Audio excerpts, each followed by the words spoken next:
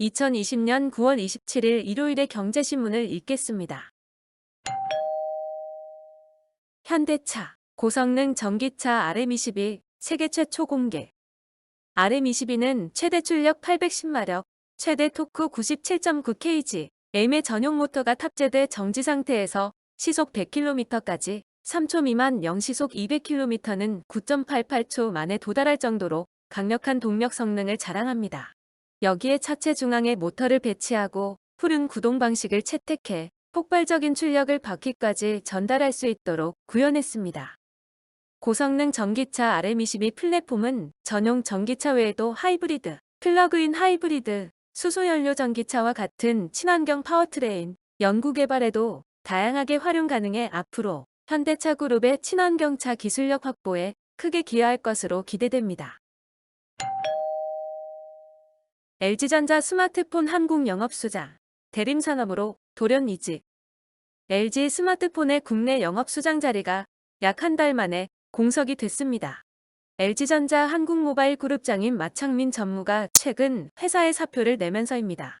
25일 LG 안팎에 따르면 마 전무는 조만간 대림산업에서 인적 분할 예정인 건설사업부 대표이사로 선임될 예정입니다. 대림산업은 마 전무를 영입하기 이전에도 LG 출신 인사를 회사 요직에 앉혔습니다. 배원복 현 대림산업 대표이사도 LG전자 MC사업본부에서 마케팅센터장, 영업그룹장으로 일하다가 2018년 대림으로 자리를 옮겼습니다. 이들의 선배격인 남용 대림산업이사회 의장은 LG전자에서 부회장까지 지냈습니다. 이들 모두 LG가 피처폰 시절 프라다폰, 초콜릿폰 같은 히트작을 내는 과정에서 함께 일했습니다. 미국 ITC 배터리 판결 연기에 LG 당혹, SK 안도. 재계 국가경제위해 대승적 합의해야. 27일 업계에 따르면 LG화학과 SK이노베이션의 2차 전지 영업 비밀 침해 소송을 맡은 미국 국제무역위원회 ITC는 25일 11월 5일로 예정됐던 최종 판결 일정을 같은 달 26일로 연기한다고 공지했습니다. ITC가 최종 판결 연기 이유를 언급하지 않으면서 최종 판결에 변화가 있는 것이 아니냐는 관측이 업계 안팎에서 제기되고 있습니다. 현재 전면 중단된 양사의 배상금 합의가 재개될 시간을 벌었다는 의견도 나왔습니다. SK이노베이션을 일방적으로 제재하는 판결이 현지 고용 창출 등 미국 정치와 경제에 불리하다는 목소리가 높아지면서 ITC도 고심하고 있는 것으로 알려졌습니다. ITC가 다음 달 SK 측의 패소를 확정할 경우 SK이노베이션은 배터리 부품과 소재를 미국으로 들여올 수 없게 됩니다.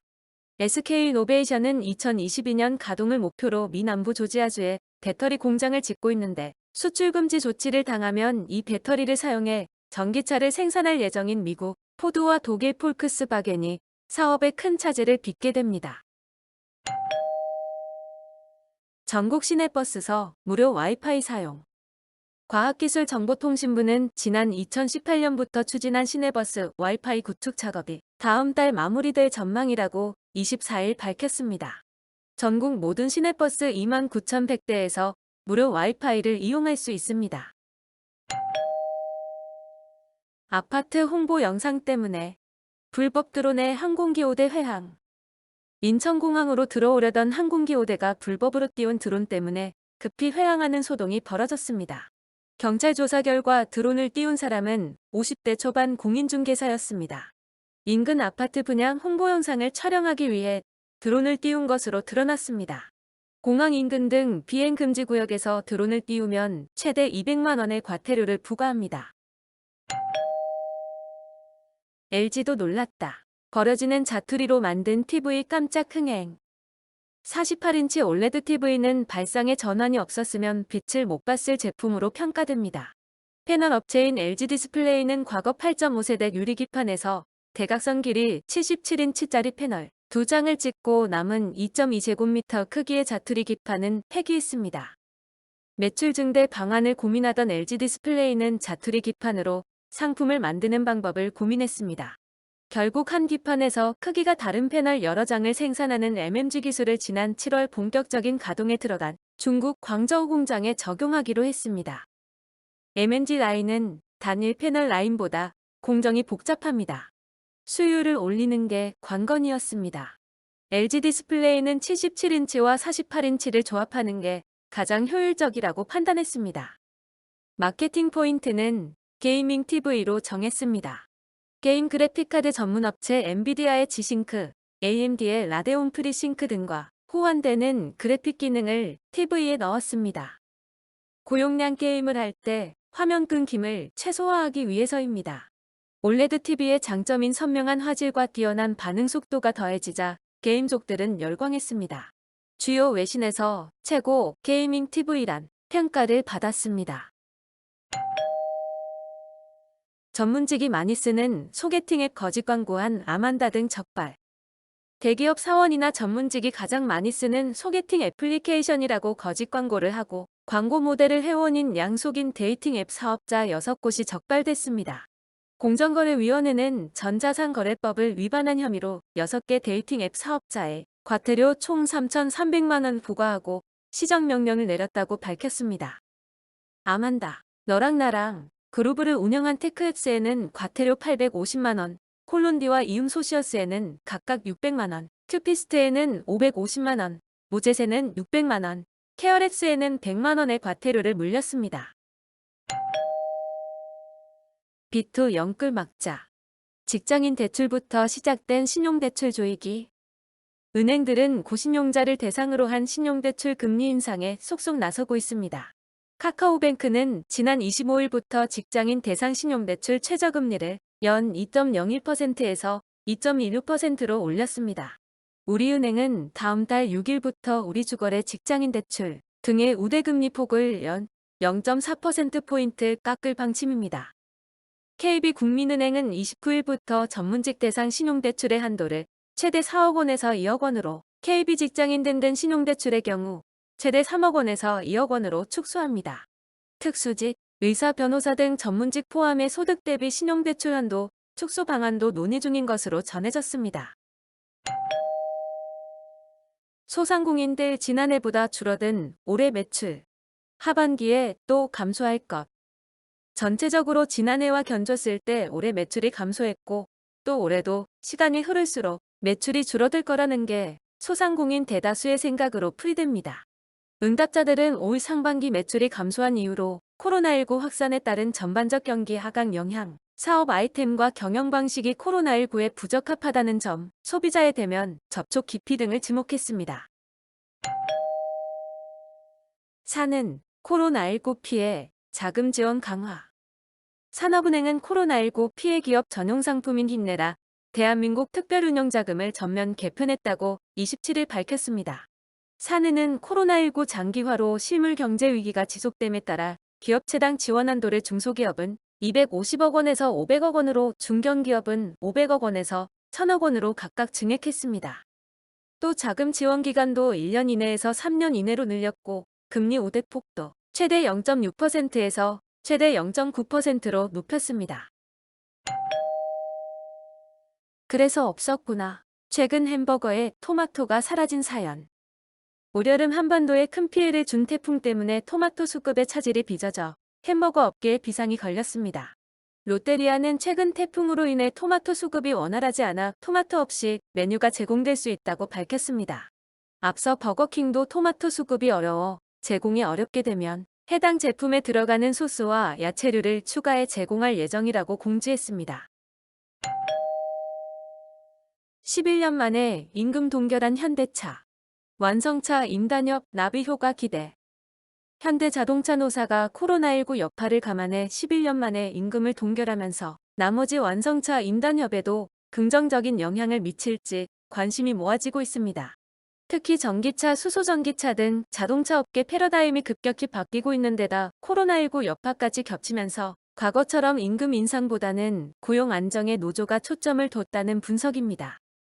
다만 일부 완성차 노조는 강경 대응을 예고하고 있어 섣불리 상황을 예측하기는 어렵다는 관측이 나오고 있습니다. 주력 반도체 정유화학 벗긴 SK그룹. 재무부담 가중.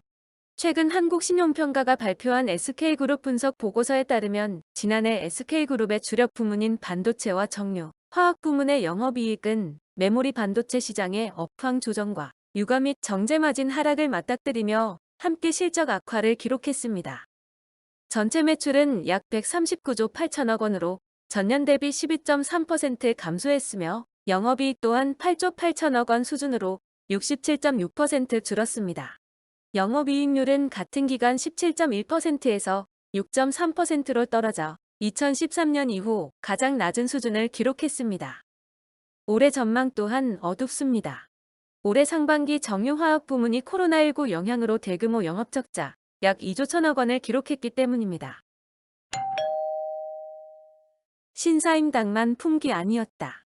코로나에 전 세계에서 지폐 확보 난리. 한국은행이 10장을 찍으면 3장만 돌아올 뿐 7장은 개인 금고나 지갑, 회사 캐비닛 속에 숨어 돌아오질 않고 있습니다. 5만원권 얘기입니다. 코로나 이후 국내에서 5만원권 환수율이 30% 밑으로 뚝 떨어진 가운데 이런 현상이 우리나라뿐만 아니라 미국, 유럽, 일본, 호주 등 세계 각국에서 일어나고 있는 것으로 조사됐습니다. 특히 고액권일수록 심했습니다. 코로나로 이동이 제한되고 경제가 멈추는 위기 상황에선 현금이 왕이라는 사람들의 심리가 공통으로 작용한 결과입니다. 포퓰리즘 방패 한국형 재정준칙 나온다. 정부가 조만간 재정준칙을 마련해 발표합니다. 재정준칙은 단기적인 정치적 목적을 달성하기 위한 선심성 정책이 남발되는 것을 막는 역할을 하는 제도로 경제협력개발기구 OECD 회원국 36개국 가운데 34개국이 도입했습니다. 단순히 국내 총생산 대비 몇 %로 국가채무를 관리한다라는 식의 경직적인 제한선을 제시하기보다는 우리가 처한 인구와 경제성장 여건 등 현실을 고려한 준칙을 내놔야 실효성을 확보할 수 있습니다. 환불미로 파산막은 항공사, 중장기적으론 부담. 7일 업계에 따르면 국내에선 대한항공과 제주항공이 환불 대신 바우처 지급을 통해 현금 유출을 최소화했습니다. 대한항공은 항공권 지불 금액을 크레딧 바우처로 변경할 경우 새로운 항공권 구입 시 10% 할인하는 혜택을 제공했습니다. 제주항공은 마일리지 프로그램 리프레시 포인트로 환불할 경우 환불 금액의 10%를 추가 적립하는 혜택을 마련했습니다. 국제항공운송협회는 이런 바우처 지급이 향후 국제선 운항 재개 시 부담으로 작용할 수 있다고 진단했습니다. 현금 소진 속도를 완화해 회사 재무상태 악화를 막았지만 여객 운송 책임이 유효하기 때문입니다. 강동 마포 아파트 최대 2억 떨어졌다. 서울 집값 하락 초읽기. 서울 아파트값이 5주째 보합권인 0.01% 상승폭을 유지하고 있는 가운데 강동, 마포구의 주요 아파트 거래가가 최대 2억 원 넘게 떨어지면서 집값 하락 가능성을 키우고 있습니다. 다만 매도 매수 세력 간 가격 차가 큰 탓에 거래 자체가 희소하고 전세값이 상승폭을 키우면서 앞으로 집값을 견인하는 새로운 변수가 될 수 있다는 전망도 나오고 있습니다.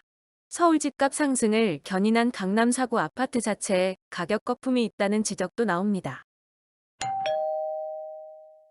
두산, 올해 숙제 끝냈다. 친환경 기업 전환 박차.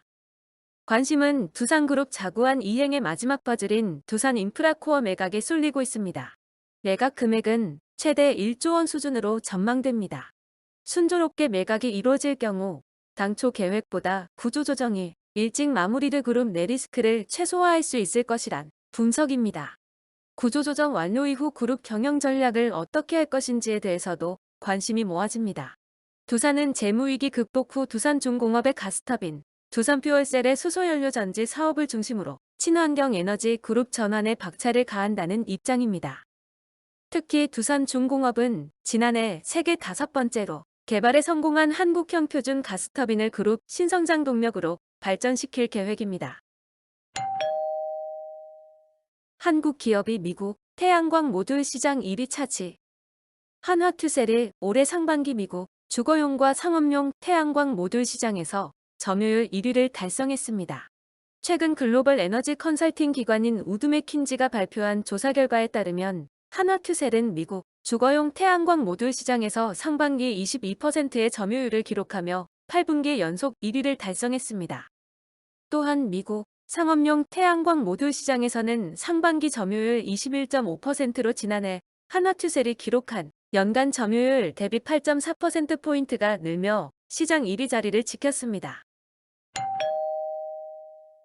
국산 헬기 수리온 국내 입찰서 역차별, 항공산업 발전의 역행. 한국항공우주산업 관계자는 지방소방본부에서 해외 기종만 통보할 수 있는 입찰 규격을 제시했다고 말했습니다. 전남, 전북, 광주 소방본부가 입찰 참여 기준으로 비행 시 장애물 유무를 파악해 미리 경고하는 기능인 주회전익 거리 측정 장비를 요구했다는 설명입니다.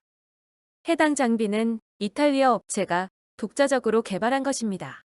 전남 소방본부는 2019년 소방 헬기 입찰에서 이탈리아 업체 레오나르도의 헬기 AW139를 선택했습니다. 항속거리 기준도 한국항공우주산업이 지역 소방본부 입찰에 참여하지 못하는 이유입니다. 전남, 전북, 광주 소방본부는 항속거리를 700km 이상으로 정했지만 경남 소방본부와 중앙119는 항속거리 제한을 500km 이상으로 뒀습니다.